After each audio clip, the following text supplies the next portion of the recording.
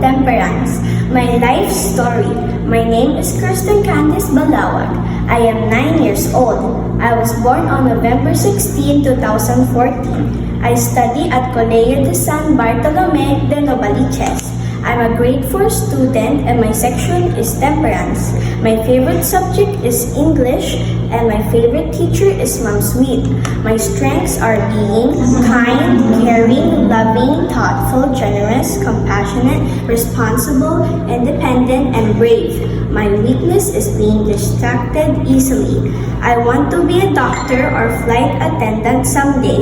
I can achieve my dreams by studying hard, surround myself with supportive people who motivate me, practice positive thinking, and believe in myself. As I grow up, I need to improve my knowledge and skills. Knowledge is power. The more you learn, the better you will be able to make decisions about the direction of your life. As a child, I can help my family by doing household chores like fixing the bed when I woke up, wash the dishes after we eat, sweep the floor, and clean the bathroom. To be a good community member, I will help people who are in need like giving foods and clothes to the street children, respecting each other no matter what our differences.